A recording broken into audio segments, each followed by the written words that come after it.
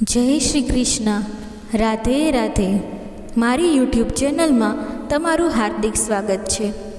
મિત્રો, આજની કથા જે હું તમને જણાવવા જઈ રહી છું તે ખૂબ જ રસપ્રદ અને માહિતીપ્રદ છે. જે લોકો આ કથા દિલથી સાંભળશે તેમના ઘરમાં ક્યારેય કોઈ તકલીફ નહીં રહે અને તેમના ઘરમાં હંમેશા સુખ અને શાંતિ બની રહેશે. દેવી લક્ષ્મી હંમેશા તેમના ઘરે પધારશે.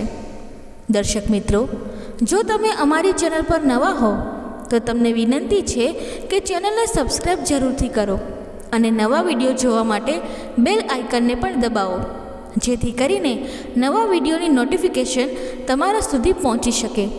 મિત્રો, તમે સાંભળ્યું જ હશે કે જેના ઘરમાં રોજ ઝઘડા થાય છે તે ઘરમાં ભગવાનના આશીર્વાદ રહેતા નથી. તે ઘરમાં માતા લક્ષ્મીનું ક્યારે આગમન થતું નથી. અને જે ઘરમાં સુખ શાંતિ હોય છે માતા લક્ષ્મી હંમેશા તેના ઘરમાં વાસ કરે છે.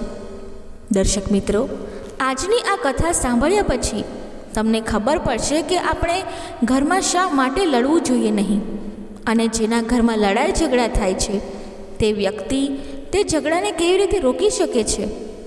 કારણ કે ઘરમાં સુખ શાંતિ હોવી ખૂબ જ જરૂરી છે. જેથી આ કથા તમને તમારા જીવનમાં ઘણું શીખવશે. દોસ્તો, એક મોર અને એક મોરની જંગલમાં રહેતા હતા. મોર અને મોરની જંગલમાં ખૂબ જ આનંદથી રહેતા હતા. એક દિવસ મોરનીએ મોરને કહ્યું, હે સ્વામી, આપણે ત્યાં જવું જોઈએ જ્યાં આપણી જાતિના લોકો રહે છે. ત્યાં ઘણા મોર અને મોરનીઓ રહે છે. આપણે ત્યાં જવું જોઈએ. મોર મોરનીને કહે છે કે જો આપણે ત્યાં જઈશું તો રોજ ઝઘડા થશે. અહીં આપણે બંને જંગલમાં શાંતિથી જીવન જીવી રહ્યા છે. ત્યાં જવાની શું જરૂર છે? પણ જ્યારે મોરની જીદ કરવા લાગે છે ત્યારે મોર પણ તૈયાર થઈ જાય છે. મોરનીના આગ્રહથી બંને ઉડીને એક શહેરમાં આવી જાય છે. તે શહેરનો રાજા ઉગ્રસેન પ્રાણીઓ અને પક્ષીઓની ભાષા ખૂબ સારી રીતે જાણતો અને સમજતો હતો. તે રાજાએ કારશાસ્ત્રનો અભ્યાસ કર્યો હતો.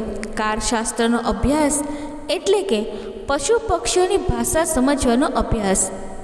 તે રાજા ઉગ્રસેન દરેક પ્રકારના પ્રાણીઓ અને પક્ષીઓના અવાજો સમજી શકતો હતો. આ શહેરમાં મોર અને મોરની બંને આવે છે. એક દિવસ રાજા ઉગ્રસેન તેની રાણી રૂપમતીને કહે છે કે મને ખૂબ ભૂખ લાગી છે, કૃપા કરીને મને જમવાનું આપો.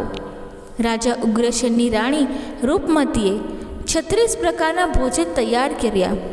રાણી તેના હાથમાં પાણીનો વાસણ અને બીજા હાથમાં ભોજનની થાળી લઈને રાજા પાસે પહોંચે છે. રાણી રૂપમતીએ રાજા ઉગ્રસેનની સામે ભોજનની થાળી મૂકતા જ ચોખાનો એક દાણો નીચે પડે છે. તે સમયે ત્યાં કેટલીક કીડીઓ ફરતી હતી. પછી એક કીડી ત્યાંથી ચોખાના એક દાણાને લઈ જાય છે. રાજા આ બધી ઘટના જોઈ રહ્યો હતો. તે સમયે એક મોટી કીડી તે ચોખાનો દાણો લઈ જતી કીડી પાસે આવે છે અને તે કીડીને કહે છે, આ ચોખાનો દાણો મને આપી દે અને તું પાછી જઈને રાજા ઉગ્રસેનની થાળીમાંથી ચોખાનો બીજો દાણો લઈ આવ. રાજા ઉગ્રસેન આ વાત પૂરી રીતે સાંભળી રહ્યા હતા, કારણ કે રાજા ઉગ્રસેન દરેક પશુ પક્ષીની ભાષા સમજી શકતા હતા. આગળ મોટી કીડીને કહે છે, એક ચોખાનો ટુકડો લઈ આવીશ તો રાજાને જાણ પણ નહીં થાય.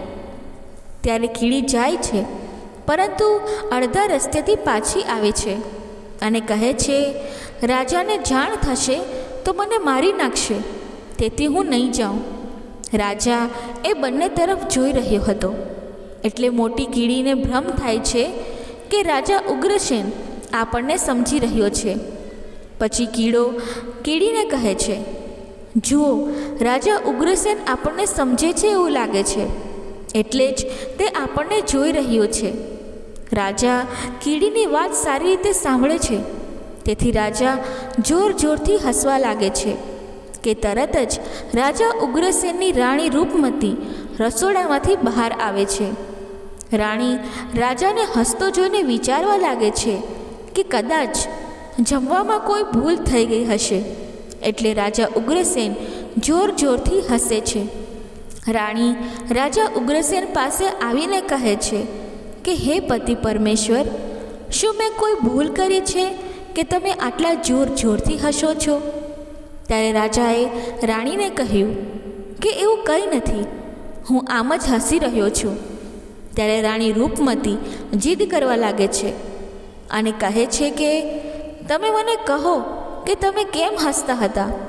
પરંતુ રાજા વારંવાર ના પાડે છે, કારણ કે રાજા જાણતો હતો કે તેને શ્રાપ લાગેલો હતો કે જો હું કીડીની વાત કોઈને પણ કહીશ, તે જ સમયે હું પથ્થર બની જઈશ. પણ રાણીએ વારંવાર આગ્રહ કરીને કહ્યું કે તમારે મને કહેવું જ પડશે કે તમે કેમ હસી રહ્યા હતા, નહીં તો હું એવું માનીશ કે તમે મને સાચો પ્રેમ કરતા નથી. રાજા ઉગ્રસેન વિચારે છે કે જો હું રાણી રૂપમતીને આ વાત કહીશ તો હું પથ્થર થઈ જઈશ, અને જો હું નહીં કહું તો રાણી તેનો વિશ્વાસ ગુમાવી દેશે.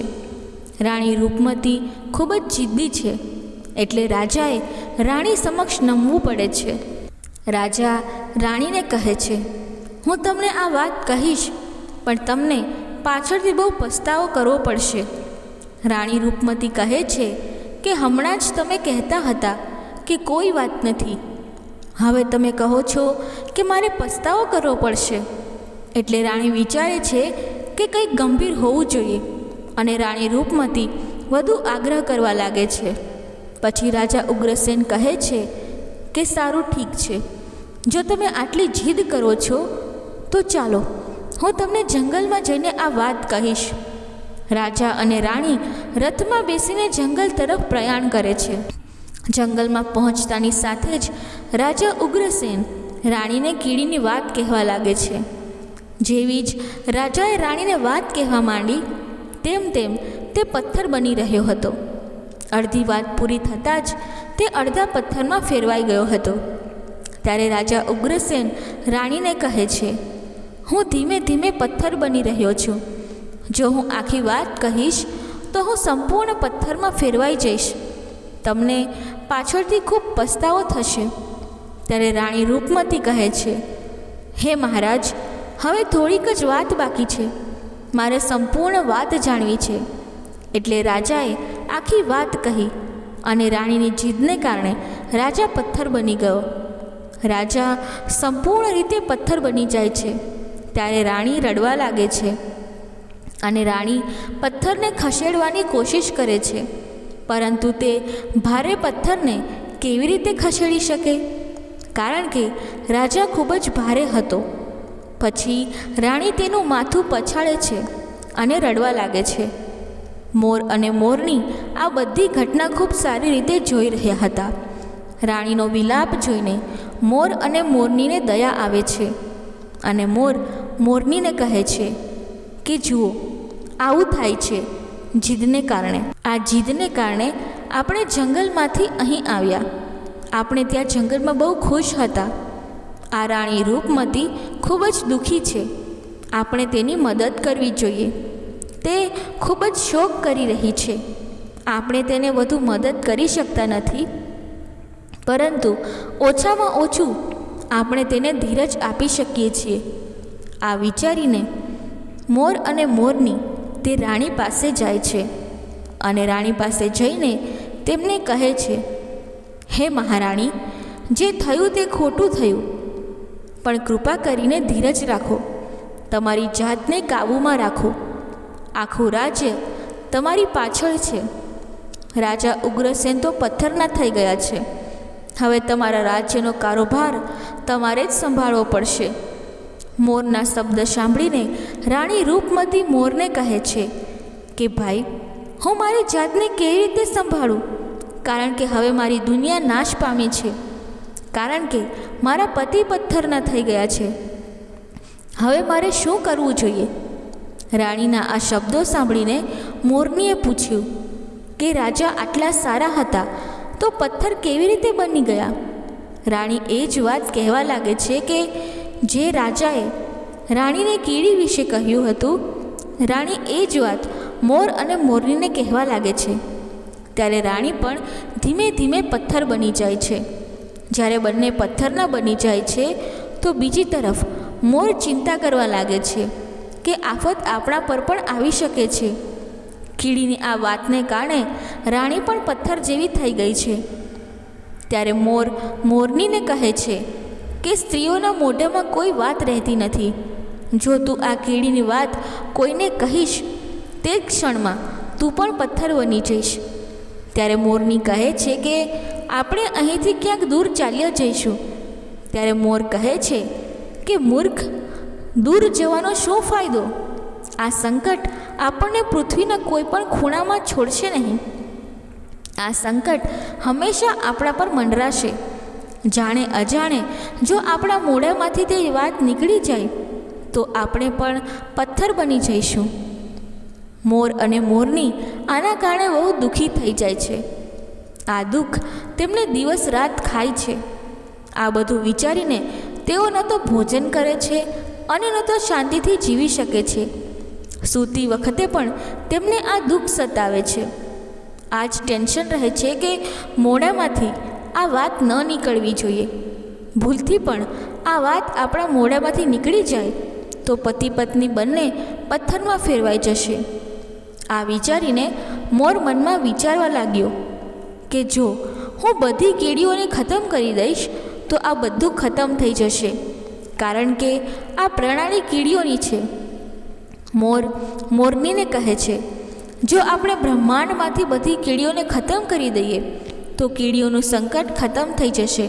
અને મોર જાતિ આ વાત સાથે સંમત થઈ અને બધી કીડીઓને મારીને ખાવાનું શરૂ કર્યું. બધી કીડીઓ ડરી ગઈ અને ખાડો ખોદીને ભૂગર્ભમાં સંતાઈ ગઈ. મોરની પ્રજાતિ એટલી સતર્ક નજર રાખે છે કે જ્યાં પણ કીડી દેખાય તેને તરત જ મારીને ખાઈ જાય છે. મોરના આતંકને કારણે બધી કીડીઓ જમીનની અંદર પોતાનો ખાડો બનાવીને બેસી ગઈ. લાંબા સમય પછી કીડીઓને ભૂખ લાગવા લાગી, કારણ કે પાતાળમાં કીડીઓને ખોરાક મળતો ન હતો. કીડી ખોરાક લેવા માટે બહાર આવે કે તરત જ મોર તેને પકડીને મારી નાખે છે. એક કીડી ખાડાની અંદર ભગવાન શ્રી હરિ વિષ્ણુના મોટેથી ભજન ગાવા લાગી. તેમની આરાધના કરતાં કરતાં તેમને ખબર જ ન પડી કે તે ક્યાં છે. તે કઠોર તપસ્યામાં મગ્ન થઈ ગઈ. અંતે ભગવાન શ્રી હરિ વિષ્ણુ તેમની સમક્ષ પ્રગટ થયા અને ભગવાન શ્રી હરિએ કહ્યું, તમને શું વરદાન જોઈએ છે તે મને કહો. કીડી, હું તારી ભક્તિથી ખુશ છું, કારણ કે કીડી અને કીડાએ ન તો પાણી લીધું હતું કે ન તો ભોજન લીધું હતું. તેથી ભગવાન વિષ્ણુ પ્રસન્ન થયા હતા. ત્યારે કીડીએ કહ્યું, હે પ્રભુ, તમે અમને વરદાન આપવા માંગતા હો તો અમારા પેટમાં ગાંઠ બાંધો. જો અમારું પેટ જ ન હોય તો અમે બહાર જઈશું નહીં અને મોર અમને ખાશે નહીં. એટલા માટે હે ભગવાન, અમારા પેટમાં ગાંઠ બાંધી દો. ભગવાન શ્રી હરિ વિષ્ણુ આજે પણ કહે છે કે કીડીના પેટમાં ગઠ્ઠો હોય છે. કીડીને પેટ હોતું નથી. આગળ કીડી ભગવાન વિષ્ણુને કહે છે, અમને હજુ પણ મોર અને મોરનીથી ભય છે. હજુ પણ મોર જમીન ઉપર અમારી રાહ જોઈને બેઠા છે. જેમ તેઓ અમને જોશે તેઓ અમને મારી નાખશે. પછી ભગવાન વિષ્ણુ મોર અને મોરની પાસે જાય છે અને કહે છે કે હે મોર, તું કીડીઓને મારવાનું બંધ કર. આમાં કીડીઓનો કોઈ દોષ નથી. જે દોષ હતો તે રાજાનો હતો, કારણ કે રાજાએ કારશાસ્ત્રનો અભ્યાસ કર્યો હતો. તેથી જ તે તમામ પ્રાણીઓની ભાષા સમજી શકતો હતો. આ ઉપરાંત તે જે ભાષાઓ સમજતો હતો તેનું સ્વરૂપ બદલવામાં પણ તે સક્ષમ હતો. તે પશુ પક્ષીઓનું રૂપ ધારણ કરતો હતો અને જ્યારે પ્રાણી રૂપમાં તે પશુ પક્ષીઓ સાથે સંભોગ કરતો હતો અને જ્યારે પશુ પંખીઓ ગર્ભ ધારણ કરતા હતા ત્યારે તેને છોડીને મનુષ્ય બની જતો હતો અને પછી તે આવા પશુ પંખીઓ ઉપર જોર જોરથી હસતો હતો. એટલે તેને શ્રાપ હતો. તે તેની આવી મૂર્ખતાને કારણે આજે પથ્થર બનેલો છે. મોર કહે છે કે હે ભગવાન, તેની પત્ની રાણીનો શું વાંક છે? ત્યારે ભગવાન શ્રી વિષ્ણુ કહે છે કે તેની પત્ની પણ તેના પાપમાં ભાગીદાર છે, કારણ કે જો તેની પત્નીએ તેને રોક્યો હોત તો તેને આટલું મોટું પાપ ન કર્યું હોત. એટલે જ તેમની રાણી પણ આ પાપમાં સહભાગી છે. તેથી જ આજે તે પણ પથ્થરની બની ગઈ છે. શ્રી હરિના ખુલાસા પછી મોર તેને કહે છે, હે પ્રભુ, જે રાણી અમને વાત કહી હતી, જો અમે કોઈને કહીએ તો અમે પણ પથ્થરના બની જઈશું. ત્યારે ભગવાન શ્રી હરિ વિષ્ણુ કહે છે કે તમારો આ શ્રાપ હવે સમાપ્ત થઈ ગયો છે. તમે કોઈને આ વાત કહો તો તમને કોઈ ફરક નહીં પડે. તમે કોઈને પણ કહી શકો છો. તમે ભયમુક્ત છો. મોર અને મોરની ભગવાન વિષ્ણુની આ વાત સાંભળીને ખૂબ ખુશ થઈ ગયા. મિત્રો, શ્રી હરિ વિષ્ણુ અદૃશ્ય થઈ ગયા અને ચાલ્યા ગયા. અને અહીં મોર અને મોરનીની ખુશીની કોઈ સીમા ન હતી. જો કોઈ પ્રાણી ખુશ હોય તો તે નાચવા લાગે છે, અને મોર સાથે પણ આવું જ થયું. મિત્રો, જ્યારે મોરને ખબર પડી કે તેના પરથી ખતરો ટળી ગયો છે તો તે ખુશ થઈ ગયો. તે ખુશીથી ગાંડો થઈ રહ્યો હતો. પછી મોરની નજર તેના પગ પર પડી. ત્યારે તેણે જોયું કે ફાટેલા કદરૂપા પંજા બનેલા હતા. મોર તેના પગને જોઈને રડવા લાગ્યો, અને મોરે વિચાર્યું કે પહેલાં મારા પગ આટલા સુંદર હતા, પણ આજે આટલા ગંદા કેવી રીતે થઈ ગયા? મારું આખું શરીર સુંદર છે, પણ મારા પગ આટલા કદરૂપા કેવી રીતે છે? તેનું કારણ એ હતું કે તે ઘણી કીડીઓને મારીને ખાઈ ગયો હતો. તેથી જ તેના પગ ફાટી ગયા હતા. આજે પણ જો કોઈ વ્યક્તિ કીડી ખાય છે તો તેના શરીર પર નાની ફોલ્લીઓ દેખાય છે. જો તમે ખૂબ કીડીઓ ખાશો તો તમારું શરીર પણ ફાટવા લાગશે. સાપ તેની કાંચળી કેમ છોડે છે? કારણ કે સાપ કીડી ખાય છે, તેથી તેનું શરીર ફાટી જાય છે. તેવી જ રીતે મોરના પગ ફાટી ગયા હતા. ત્યારે મોર તેના પગ તરફ જોઈને જોર જોરથી રડવા લાગ્યો. મોરને ધીરજ રાખવાનું કહે છે અને કહે છે કે જે થયું તે થઈ ગયું છે. રડવાથી શું થશે? મોર નાચે છે અને મોટેથી રડે છે. તેની આંખોમાંથી આંસુ વહી રહ્યા હતા. મોરના દુઃખને જોઈને દુઃખી થઈ જાય છે અને તેના આંસુને નીચે પડતા અટકાવે છે, પણ તેને રોકવામાં અસમર્થ રહે છે. મોરનીને હાથ નથી, પણ તેની ચાંચ વડે દરેક આંસુ ઉપાડે છે અને મોંમાં નાખે છે. તેમનો પ્રેમ જોઈને ભગવાન વિષ્ણુ આશીર્વાદ આપે છે અને કહે છે કે તમારો પ્રેમ કાયમ એવો જ રહે. આથી મોર ક્યારેય સંભોગ કરી શકતા નથી, કારણ કે જ્યારે મોર નાચે છે ત્યારે તેની આંખમાંથી આંસુ પડી જાય છે અને મોરની તે આંસુઓને પી જાય છે, અને તે આંસુઓને લીધે મોરની ગર્ભવતી બને છે. મોર અને મોરની પણ ભગવાન વિષ્ણુની ભક્તિ કરે છે, પૂજા કરે છે. ત્યારે ભગવાન શ્રી હરિ મોર અને મોરનીને આશીર્વાદ આપે છે અને કહે છે કે તમારી ભક્તિ ધન્ય છે.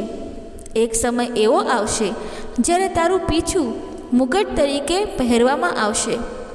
તેથી જ જ્યારે શ્રી કૃષ્ણ રૂપમાં ધરતી પર આવે છે, તે પોતાના મુગટમાં મોરનું પીછું ધારણ કરે છે. મિત્રો, આ કથા બોલતી વખતે જો મારાથી કોઈ ભૂલ થઈ હોય તો હું ક્ષમા માગું છું અને આશા રાખું છું કે તમને આ કથા પસંદ આવી હશે. જો આ કથા તમને પસંદ આવી હોય તો વિડીયોને લાઈક કરી ચેનલને સબસ્ક્રાઈબ જરૂરથી કરજો અને કમેન્ટ બોક્સમાં જય શ્રી હરિ વિષ્ણુ જરૂરથી લખજો. ધન્યવાદ. જય શ્રી કૃષ્ણ. રાધે રાધે.